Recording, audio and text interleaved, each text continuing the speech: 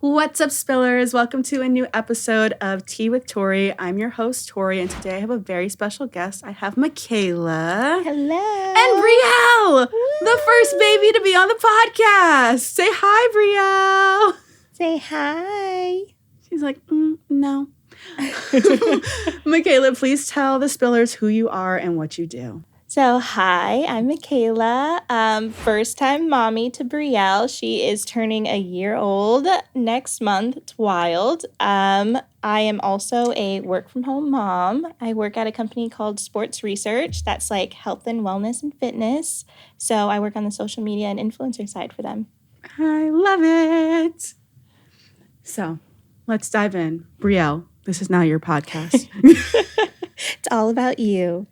What has been of course, there's like 1,000 changes that we go through, but what has been the biggest change that you've gone through since becoming a mom? You want to answer it? Okay. How did you change your life? Tell me. In every way, right? I think the biggest change in my life was probably just being a lot more selfless with everything.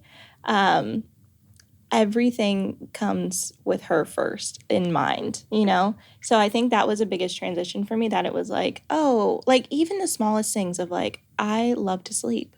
Like sleeping, What is that? I know. Yeah. Now what? You get none of it actually. So that I think was like a difficult thing for me to go through, and the biggest transition that was just like really always putting her first and her needs and everything, and being okay with my stuff being on the back burner.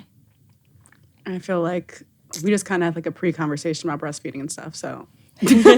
Just so you know. I feel like breastfeeding is like the biggest lesson in that, because it's almost like something that is like the best for them is the harder option for us.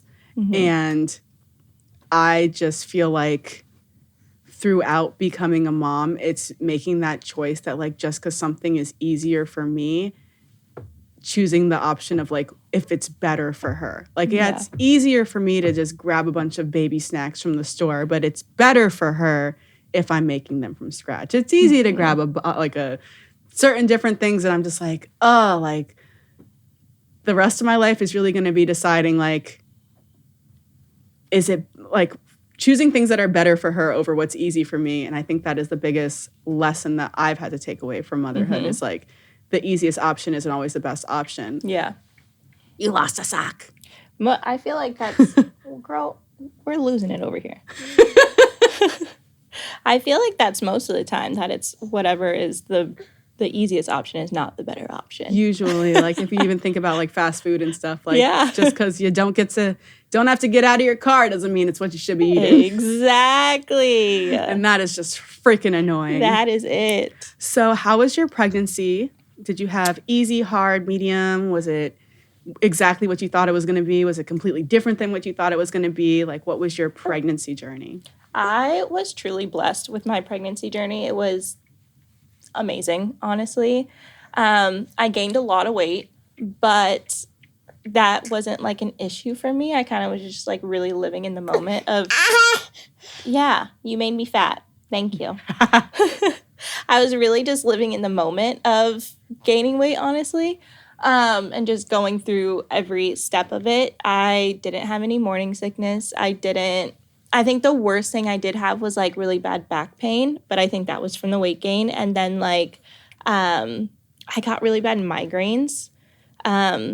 I blamed it on like working and the fluorescent lights, but like even that would happen like even at home, like watching too much TV or something. Like it was more triggering being pregnant than like normal day-to-day life of screen time, you know? So I think that was like about it. So thankfully nothing like crazy. I know towards the end of my pregnancy, I did become anemic, so I had to get like iron infusions. That was wild. Like feeling that inject into your body, like you feel like you're turning into Spider-Man or something. Really? Yeah, like it was like you could feel it go up your veins and your arms. It was kind of wild. But I mean, that was only the last like 5 or 6 weeks of pregnancy, so it wasn't too bad. But yeah, easy peasy with her, honestly, which was nice. That's nice. How was your birth?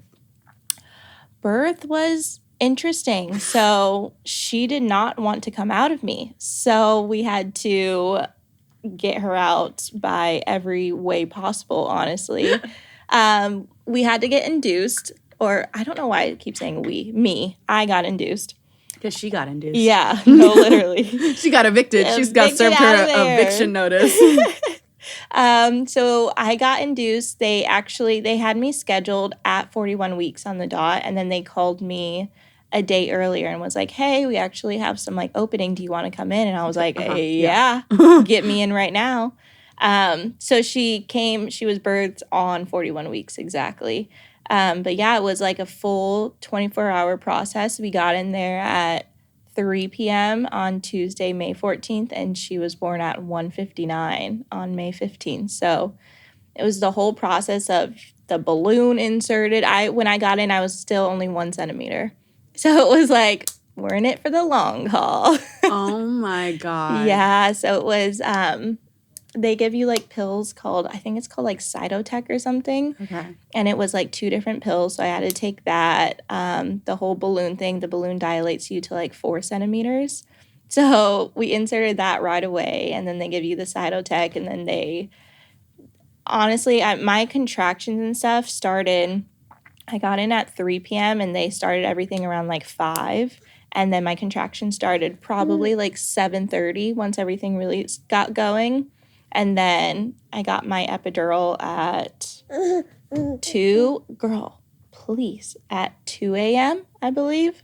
So as soon as it started getting really bad, I was like, yeah, you can come on in and give me that. Because wasn't your original plan were you planning to do natural or were you always on the epidural path? You were like, no. Always, yeah. Mm-mm. You said that was always the vibe. I will say though, so my epidural, I don't think the anesthesiologist, she didn't realize how tall I was, like laying down in a bed. So she didn't administer enough. So it took like 2 hours for it to really numb completely. Yeah, It was like, first it was like ankle down, like it was just my feet. And then it was like just my knees. And then I was like, yeah, I'm still feeling everything. So after we got all that figured out, it was finally, it was probably like 3:30 that it was finally like good in the morning. And then it was by like 8:30 that they were like, okay, you're 10 centimeters now, like time to push. But because my epidural at that point was so strong, I couldn't feel what I was doing with pushing. So they turned off my epidural. I pushed for 4 hours. So they turned it off after like an hour and a half of me pushing. And so then I felt everything. So it was like I didn't do it natural, but I still did it natural for the last 2 hours, which are the most crucial time, you know? The most painful. Yeah. So I literally thought I was going to die during that time. Well, you did it even more intense. Applause to you, girl. I don't know. My little 2 hours, I don't know how you did it. Because you were what? Like 30 hours? Yeah, I lost my mucus plug on Sunday on the 5th. And then my water broke Tuesday night at like 9 p.m. on the 7th. Mm-hmm. And then I had her Thursday at 4:20 a.m. Mm-mm. I pushed for 50 minutes. Okay. And I dilated from 6 centimeters to 10 in 3 hours, which was... That's wild. I swear to God, by raspberry leaf tea, dates, and okra water. You're like, that's it. I swear, because they were like, oh, you're like... Because I had to go home 3 times. Wow. I went in because I was like, oh my God, I'm feeling contractions, blah, blah, blah. Like, I'm timing it. I'm like, oh my God, they're like 3 minutes apart. No. Those were not all contractions. Oh. And now I know that hindsight, but like first time it's happening, you have no idea I'm like, maybe I'm just one of those women that like, they said that birth was kind of easy for them. Like, maybe I just lucked out. That's great. What I realized was, like, I was counting a contraction as, like, that little, like, crampy feeling you feel in the middle. What basically feels like period cramps. Yep. And I was like, oh, No. Mm-mm. Contraction is, like... You're on your deathbed. Yeah. So the first time I came and I was, like, in a little cute outfit. I had a purse. And they were like... Stop. No. Like, that's when turn around, go home. They were, like, so cute. Yeah. Absolutely not. You're 3.5 centimeters. And I was like, wild. What? And I remember being in like pain. And I was like, how much more pain am I supposed to be? Because we're already there. So they did a membrane sweep. And like I was honestly sort of like very skeptical about that in the beginning because I was like, wild they did it when you were already like 3 centimeters. My water had broken, and it had been broken for 12 hours at that point, or a little bit over 12 hours. And they were like, your contractions like aren't really like as close as they would normally be by this point. If it would all be different if my water hadn't broken, but the second your water breaks, risk of infection goes up because there's nothing blocking anything. So they're like, we kind of want to speed it up a little bit from you. And I just remember the second they did that membrane sweep, I'm in the car on the way home, and I was like, oh, wow, okay. This is way more intense. Yeah. So we're home. I'd labored most of it at home. That's good. So I'm at home. My man's like being super attentive. He's like massaging my freaking hips and like doing the things. And I'm like, okay, like this is the time. This has got to be it. Like I'm in so much pain. Yeah. Take me in. We get there and I'm like full blown in labor. Like I think they said I was 5 at that point, 5 and a half, but like 6 is technically active labor. So they won't take you until you're at 6. Were they going to send you home? They sent me home.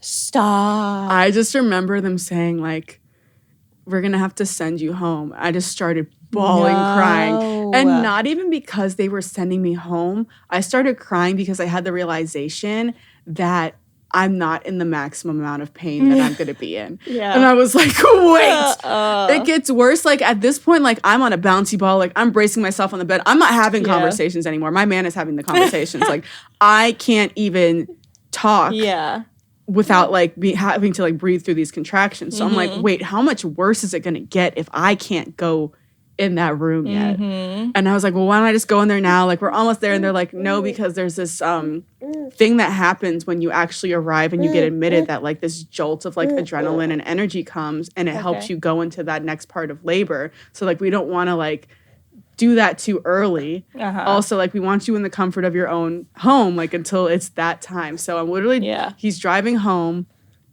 At this time, I've gone from the front seat to I'm in the back seat. Like I'm like, you're like, I need all the space, losing it. And so we were at a red light. I will never forget this moment. I was like, I need you to remind me why I'm not doing the drugs. Because right now, this, I need it. Take me to freaking Kaiser or something, bro. I don't know how I'm doing this.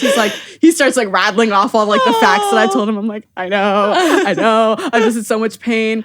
I get home. They told me to do a tablespoon of castor oil. So I did that. And I just remember it was like excruciating contraction, and then I would have like a break. And then excruciating contraction, and then I would have a break. And then there was no break. It was like, as I was recoiling from the contraction, the next one was revving up. Absolutely not. And I could not do anything except like primal scream and cry. And then it got to the point where there weren't even tears left. I was just like done. And that's when he called, because the other 2 times I had called and like reported, and they were like, okay, come in. This time I was like, you have to call. So he calls, and they could hear me in the background, and they're like, oh, it's the time. So he's like freaking barreling down the thing. He's like, I just don't want you to have the baby in the car. I'm like, I feel like I have to push. He's like, don't push in the car. Like, stop. It was a whole thing. I'm like, I don't really have physical control over pushing, bro. Like your body just kind of like when you like have to throw up is the best way I can describe it. You have like no control. Like your body just. So they're like, they check me. They're like, you're at 6.5 centimeters. Like, head into the room. You're probably going to be in there for another 8 hours. I'm like, isn't that crazy? You were still only 6.5 centimeters after all of that. They were like maybe 7, but definitely not over 7. So they take me into the room. His mom was in there. My mom was in there. And I was so grateful to have them at that point, because like at this point, we've been almost doing this shit for 2 days. Like, freaking exhausted. Like the support, and like I had adrenaline spiking me and keeping me awake, but he had started like falling asleep in between contractions because we've been up for 2 days now. Like it was insanity. He's like, I need a nap. I was in that room for maybe 2.5 hours. It's all a blur. It's all about like, I'm recounting what I was told at this point. But they came in, and she was like, my midwife was like, are you pushing? I'm like, I mean, I'm not trying to, but my body's just kind of like doing that. And she was like, hold on. Like, let me check and make sure you're dilated enough, because like, I don't want you wasting your energy pushing before it can even be a thing. And I just remember her going down, and she looks up at me and she goes, I see her head. You're 10 centimeters dilated. If you want to have a water birth, you need to get in the tub right now. Oh. When I tell you, I freaking launched myself. I strip off all my clothes, which is basically just a shirt at this point. Yeah. And I get in the water and I'm like, she's like, it's time. Wow. She coached me through the whole thing. I did not tear at all. Oh, good. I just had like what was like the equivalent of some rug burn. Yeah. And it was just the most primal situation I've ever been in my life. It's the closest I've ever been to like death. Yeah. It's the most pain I've ever been in my entire life. I've never even like broken a bone. So I would do it again, natural, completely, just because of how it was after. And my friends that like tell me about what their epidural journey was like. Yeah. The second she came out, I literally felt like someone like laced me with ecstasy and Molly. Like I was just like, I don't even know any pain. Like it was literally like nothing had just happened for the first 2 hours. Yeah. Not 2 hours, 2 days. 2 days. But really like it started Saturday that I started feeling crampy. Yeah. And I was like, I haven't felt a period cramp in months now. Like what is that? Yeah. And then like 5 days before she actually was there. So I always laugh at movies now because it's like someone's water will break and then like 4 minutes later they're like having a baby in the cab. And I'm like, it's so not like that. Like first of all, like the week before, low key, like, oh, I'm almost there. Like, you're not out keying and having freaking brunches and shit, like when you're that pregnant. Yeah. So that always makes me laugh. Like, at least be realistic with that. I literally am laughing. Everything they told you to do and it was working for you. I did all of that with her and still nothing. I did the membrane sweep a week before, nothing. I did the castor oil like 5 days before, nothing. I did the castor oil 2 times, like back-to-back days, and literally nothing. Like this girl was not coming out. She said, I'm happy here. You know, that's really good though. The last 2 hours when I was pushing, I got an infection and I got like a high fever and stuff and I was like throwing up and everything. Oh my God. No, it was like literally wild. And so they had to check her like after she finally came out and like make sure the infection didn't pass to her and stuff. Yeah. But come to find out, none of my nurses caught this. My night nurse kind of had like she thought this was the reason, but I guess she didn't tell the other nurses or they didn't believe her or whatever, but she was actually sunny side up and no one knew. So that's why like everything took so long.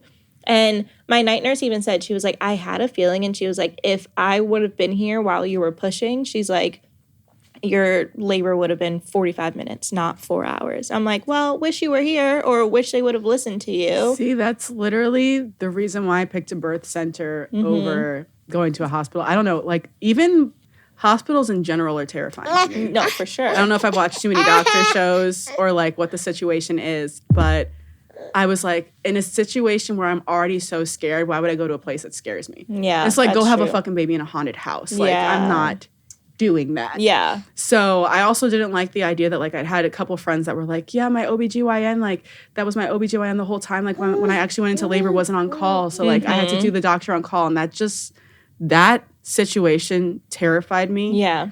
I was with Kaiser like initially when I found out that I was pregnant. And in my first like checkup and everything, by the time they gave me a checkup and I got to the front desk to like schedule the next appointment, they had switched my file with someone else and they're like, oh, you're 6 months. And I was like, no, like it was just so like, you're a number and we're robots. And I just didn't like that. Like I would literally call my midwife and be like, hey, it's Tori. She's like, oh, Tori. Like, that. And they had told me like my man couldn't be in like the anatomy scan and all this stuff. I was just like, no, we're going back. We're going old school. We're going old school. I already plan on having an all natural childbirth. I really don't need to be here unless like something critical happens to me. Yeah. So that was like my whole thinking behind it. And I feel like a lot of people are like, oh, you're so brave for doing natural. Like, no, I was just too scared of all the other options. Like, I did my research about like how once you do Pitocin and get an epidural, like you're way more likely to have to get a C-section, like all this stuff. And I'm just like, those things scare me.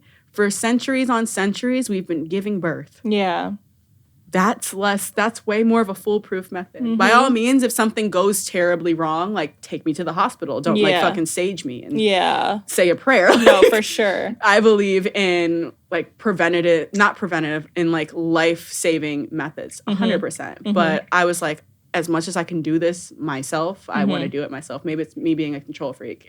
You know, kudos to you though. That's amazing because, yeah, not a lot of women can do it nowadays because it is hard. And there is something to that, though. Can I talk? She's like, you can talk to me. Yeah. She's like, I'm your only friend. Because I was pushing for so long, the doctor came in the last like 45 minutes because normally I didn't know this until pushing, honestly, that the nurses do most. Like they're there until the last like 10 minutes when it's like you're crowning, she's coming, then the doctor comes in. That's crazy. I know, but my doctor came in 45 minutes early because she had to literally like put her hands in and start yanking her out because she wasn't coming. And she said, she was like, if she wouldn't have come in like another 5 minutes, she was like, we were going for a C-section because she was like, you've been open for too long, you know? And she's like, you already had an infection and everything. And I had the Pitocin, the epidural, everything. And honestly, I think I do from the epidural. I think I do have like back pain from it. And I would do it again that way just because I do not do well. I do well with pain, but to a certain extent. Yeah, that's an unimaginable amount of pain. Yeah, I think that would have probably taken me out, honestly. Like just hyperventilating from the amount of pain. Yeah.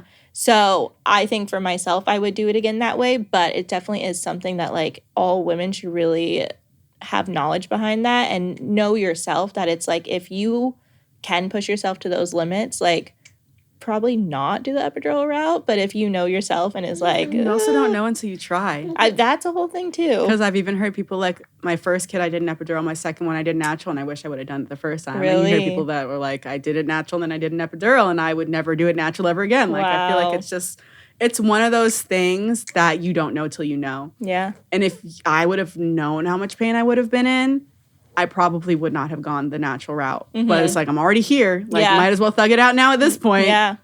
Well, it was good that your man was there to, like, remind you because it's so easy. I could imagine in that situation where it's like... I was ready. Okay. I was like, the next exit has a hospital. We're just going to go there. I don't care who's on call. We're going to the ER.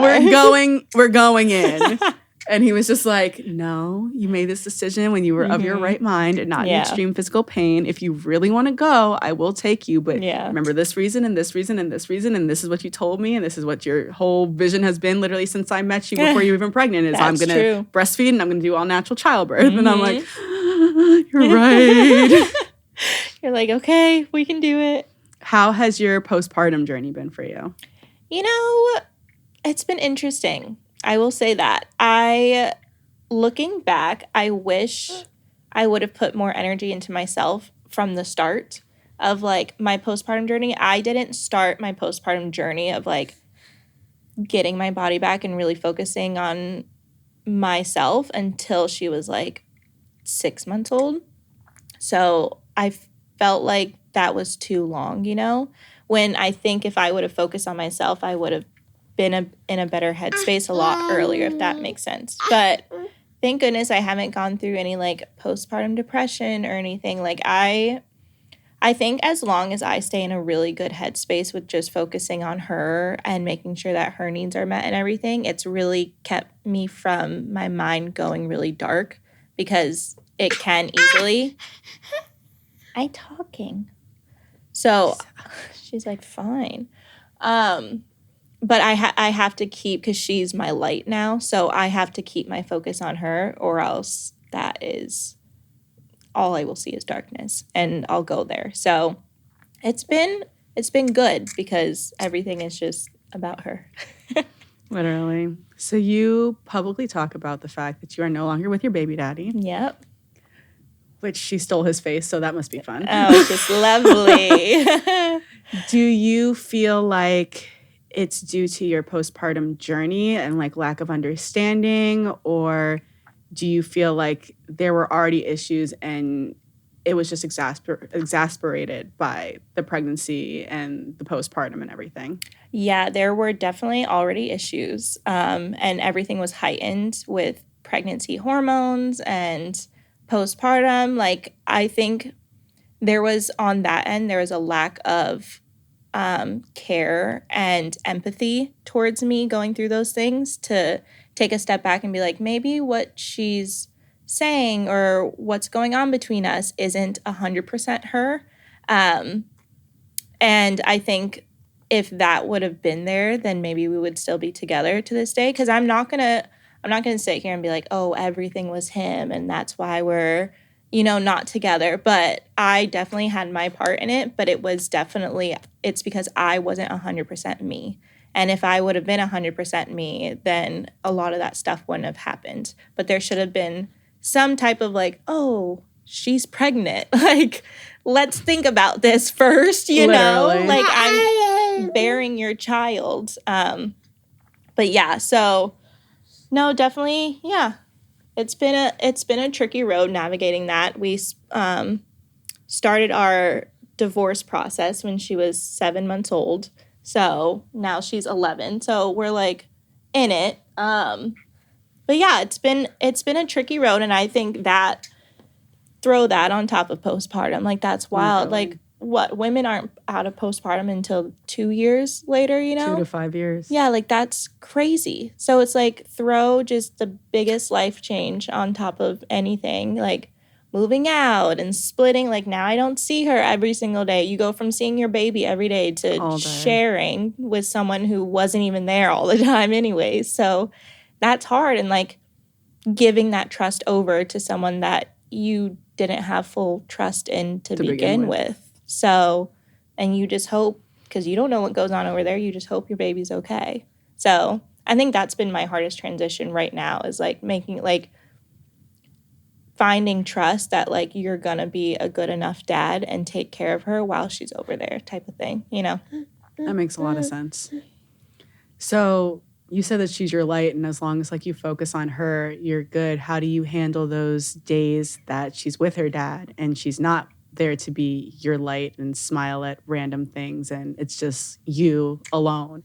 I go to my dark place, and that's my hardest part right now. And as much as you can keep yourself busy and do this and this, like you can be out with your friend. Like I know myself, I'm out with friends, having brunch or at the pool, la la la.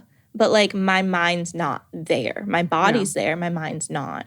And it is like you're worried about her, or you're literally getting through not just a breakup, a marriage. Like my marriage ended. So like how you thought that you were going to have this forever life. Like you thought you were done. You found your person, you were building a life together, you had a child together, all of this stuff, and then it's just swept out from under you. Like mourning that loss on top of your baby's not in your arms, like it is the most wild experience. And I will say those are the only days, thank goodness right now, it's not a lot of days, but those are my days that are the only hard ones for me right now. Because, yeah, yay! Free, yeah! But yeah, as long as she's usually around me, I'm okay, and I'm like of sound mind. But when she's not, it's a difficult path, and I applaud. I just think my mom was a single mom for a few years too, until she found my stepdad. So I have really like relied on her throughout this whole process. Like she sees herself. She loves herself. She's like, I am everything and more. Right. But yeah, having my mom as that backbone and like leaning on her, because she's gone through so many similar situations that I am going through currently. I feel bad because I can tell it's like triggering my mom, like bringing PTSD. Things that she hasn't healed from. Totally. Yeah. Or like she thought she healed from, and then hearing it from her daughter go through it, like it's like, oh, I'm not healed. Yeah. Yeah. But she's been my backbone in this. So when she's not there to be my backbone, like my mom's there. So it's been nice to have at least her to help me through this, Because it is. My friends are all there, and everyone, I have such a good support system, but there's that, if you haven't gone through that, like it is, it's hard to, you don't know what that person needs, and all you can do is like, thinking of you, type of thing. I feel like pregnancy and marriage and divorce are all these things that like, as much as people try to be there for you, death too, like as much as people try to be there for you, unless you have been through it, all you can do is like hold space. And it's why I'm the only one in my friend group before I created my mommy group of friends that was pregnant and having a baby. So I just found that like I was around all these people that would like hold space for me, but it was more of like an inquisition. Like they're like, what is this like? Yeah. How do you feel? Like just because they like want to, like they're interested versus like, girl, me too. Well, did you try this? Well, I was using this. Well, I got her to sleep because there was no like volley of conversation. So I feel like it must be the same way with divorce, where it's like as much as someone's like, I'm here for you if you want to talk, like about what? Like you'd have no idea what I'm going through. Even if I tried to explain it, I couldn't explain fully what I'm feeling and what I'm going through. So that must be really challenging, because I feel like people are barely married at our age, let alone like divorcing. Yeah. So that within itself, I can imagine like really being a struggle of like finding people to even relate to on that level, like in your same age bracket. Yeah. Well, it's also the trauma of it too, and how it all continues to just unfold. And like, it's not oh, we fell out of love, or oh, we were just fighting too much. Like there's like so much history that it's like that within itself you can't really relate. Like, I mean, we could dive into the history right now, which is, I'm like, as much as you want to share, go ahead. it's actually wild. Like, so me and him dated in 2014 for a year. We broke up in 2015. He cheated on me with someone else. That woman he then had a relationship with. Okay. Then they had a child together. That child is now 7 years old. We got back together 5 years later in 2020. I then raised that child, and we got engaged in 2021, married in 2022. So I became a stepmother to that said child. And now we separate in this year, January 1st, 2025, and he is now back with said baby mama as of a month after I moved out. So it's wild. Yeah, so now she is now going to be raising my child. It's like this triangular, just toxic mess, which is wild. That's insane. It's insane. Yeah. Like, that's actually insane. No, like it's actually like I joke through the trauma, and it's like, you know, when you're watching a movie and you're like, and then like the plot just gets crazier. Yeah, that's my life. Like, it's wild. So yeah. That's actually crazy. Yeah. So, and then so it's like, no, it's not a normal divorce. No, not at all. Yeah. So it's also not a normal divorce because like you still have to talk to him and see him and like be somewhat cordial. Yeah. Or just don't speak. You try your best. That's, I think, another hard part, that it's like you're healing from someone that you can't escape. Like, I will never, it's not just 18 years of raising a child. Then you're the grandparent. Like, then you're helping raise their children. Like, the life never ends until your life ends. Literally. So I'm stuck with him. He's in your life for the rest of your life. Yeah. And like, I won't apologize for making the decision of being with him for a second round and marrying him and stuff. Like, I won't, because at the end of the day, I got her out of it. But I will tell everyone, choose your baby daddy wisely. Choose your husband wisely, because you never know what's going to happen. I feel like even more so baby daddy than husband. Like, I was just having this conversation with one of my friends the other day where I'm like, I feel like we're in this generation where like marriage is so scary, but like having a kid isn't. And I don't know what that is, because if you were going through a regular divorce right now, you could literally be like, let the lawyers handle it. I'm not talking to this man. Yes. Like, you would never have to talk to him or see him really ever again. When you bring a child into it, even if you guys weren't married and weren't going through a divorce, you just decided not to be together, you would still have to correspond with this man regularly. Yeah. And check-ins and checkups, and if you don't get full custody, conversations about certain things. And oh my God, like, I feel like that's more than a marriage, a baby. Oh yeah. And yeah, you're correct. I don't know why. It's almost like having babies is like a fad right now amongst this generation. And I'm like, no, it's not. this isn't just like a expensive purse you just bought. Like, no. This is a whole human. Like, you need to have thought process behind this, you know? Like, you know all that trauma that you talk about having this generation? Because we're all about our trauma and talking about it and what our parents did and this and this and that. Why are we not talking about all of it? Mm-hmm. I feel like, I mean, are you both like trying to peacefully co-parent, or is like one parent kind of more volatile than the other? I think we're both trying to peacefully co-parent, but with just so much like animosity towards one another, it's kind of really hard. And like, I feel like every time I try, then he does something like bring her around or like what? Like today, I picked her up and her car is like in the driveway, like she's like fully moved in, and I'm like, to the house that you shared. My name's still on the lease. I just moved out 2 months ago, February 1st. Isn't that wild? Like, well, it just shows he also like can't be alone and can't make a decision, if we're being for real. No, for sure, and can't take care of the kids. Like, you need help. I was that for you. Like, yeah, that's literally craziness. But yeah, so every single time I try to like be peaceful or I try to anything, it's like he just always has to do something that he knows is going to irk me, you know? And I'm like, you're just trying to push buttons to get a reaction out of me. So I've been really trying to work on like, I'm not going to be a reactionary person anymore. Like, you get nothing from me. Like this last weekend, he had her and his sister like posted a picture of all of them like out and about or whatever. And my friend commented on it and was like, because it's the first time it's like been social that like she's in the picture, even though I already knew.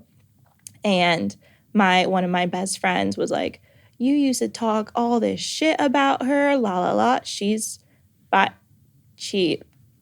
be TMI. If you have to edit it out, you can. But she commits tax fraud every year by claiming a child that's not hers. And she's not a citizen. So, like, back in the day, he tried to get her deported. So I'm like, also, yeah, just literally so much stuff. So it's like my friend brought that up and was like, how are you going to run back to that? Like, it just is not a good look type of thing. And so his sister, like, went off on him saying all these things about me, that I'm a petty baby mama. All I want is money and blah, blah, blah. And I'm like, girl. And so it took everything in me not to respond to her, but I'm like, that's what you guys want. You want a reaction out of me, so I refuse. I'm not going to give you anything. So here's me sitting on my couch, literally watching Handmaid's Tale, chilling. Like, I'm like, have at it. You guys do what you want. So going back to the co-parenting, I hope that one day we get to a cordial, yes. But right now, I don't think it's that time. Right now, we're very much, we just don't talk if we don't need to. And like, I have to really articulate and be very specific with like a message. Like if I have to say like, hey, she has a doctor appointment, like I'm very like A, B, C, that's it. So that no response is needed type of thing. All information is given. Mm-hmm. Yeah. It's weird. It's weird to rewire your brain going from like, that's the love of your life to that's your biggest enemy. Literally. It's wild. I can't even imagine being in that situation. I just feel like you could never prepare for it because you never expect it to happen. You would never go into that situation if you thought that that was an option. So it's like the worst blow you could receive because there is like no brace for it. Mm-hmm. Versus, oh my God. Yeah. I didn't even know the portion of like new mama, old mama, new mama. Yeah, that's new. That's new. I feel like you just gotta kind of like hope that the grace that you gave her child is given on the same end. I hope. Because that's all you really can do at this point. Yeah. Yeah, because it's one of those situations, like as much as I don't like it, there's nothing I can do about it. So. Literally. And that must be like the ultimate lesson in control and like not having control and like dealing with that. Yeah. I know. I'm such a control freak. And that's like, I think that's the hardest part about co-parenting too, is that like you have no control on what goes on over there. Once you drop her, yeah, that's it. Like that, whatever, if she's there for the weekend, like I don't know. Like, I don't know when her diaper's being changed. I don't know if she's getting a bath. Giving me so much anxiety. No, it's terrifying. I don't know if she is trying new allergy, like, foods. I don't know how she's eating over there. I don't know if she's getting enough milk. The list goes on. And like, as a mother, like to let go of that at such a young age, like it is terrifying. Like I was a mother that logged everything, and I had to stop logging everything because she wasn't with me. So it's like, well, but till this day, if we were still together, like I would still be logging every diaper change, every bottle, every this, like every feed. But there's no point now. So it's to let go of that control is so hard. Like, especially when that's like kind of the only thing that makes you kind of feel sane is the ability, like the small things that you can control, controlling them. Yeah. It's a wild experience. I wouldn't wish this on my worst enemy. Like, I used to just think like people were like exaggerating. And you know what's so crazy is that like I'm feeling all this and we were only married for 2 years, 2.5. So I'm like, I can't imagine people that were married for 35 years and then get divorced. Like, what? Like that, like you really built a life together. I can't imagine what that feels like. So, yeah. Also, like those people that are like, we stayed together for the kids. Like you kind of like understand that perspective now after being in a situation where like you have to co-parent and you can't be around all the time and what that feels like. But I honestly feel like it's better to do it at this age. Yeah. Because if she was actually cognizant of the fact that like mommy and daddy aren't talking and who's this like new person, like all this stuff, not that it is easier at any point for anybody, but I feel like with her not being able to fully be aware of what's happening, and hopefully by the time she is fully aware, you guys are at a more peaceful spot. I feel like if it was going to happen, this was probably the best time for it to happen. Yeah. No, that's the only thing that's keeping me through all this is that like she's not going to know a difference until she goes to school and starts to see kids with both same parents, like she will not know the difference. So that's really nice, and she hopefully will not have trauma from it. But yeah, like me and him together were very toxic, and it was not an environment we should raise a child in. So as awful as I feel going through it and as like shitty this whole experience has been, it's good it happened, and it happened now and not 5 years down the road when like it would have affected her, or like we would have had another kid, or like I can't imagine going through this with more than one. Literally. So, yeah. I mean, everything happens for a reason. Timing is everything. And at the end of the day, I had to go through all of that to get to her. So, and she's the biggest blessing. So why not, Yeah. As I say that. We all know. She said, yeah, you better be grateful. She's just so freaking cute.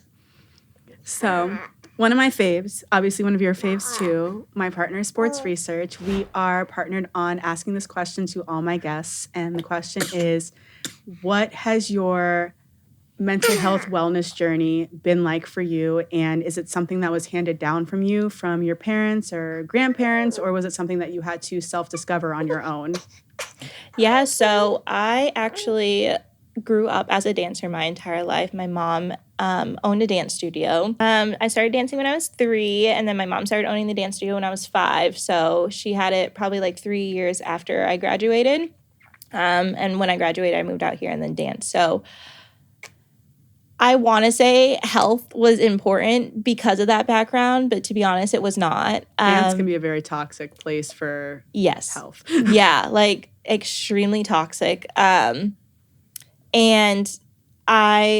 my mom was just always on the go. So like she also, for the first like 10 years of owning the dance studio, she also worked at Disney in entertainment and taught shows and everything. So she was just like running back and forth all the time, running me to school, all this stuff. So it was a lot of like fast food and like pick up stuff, or like, here, through this together, here you go. Yeah. And it wasn't until honestly I started working at Sports Research that I finally that's when I really got into like supplements and everything and understanding like more than just food going in my body. I would say when I started, so I danced on the Lakers for 3 years.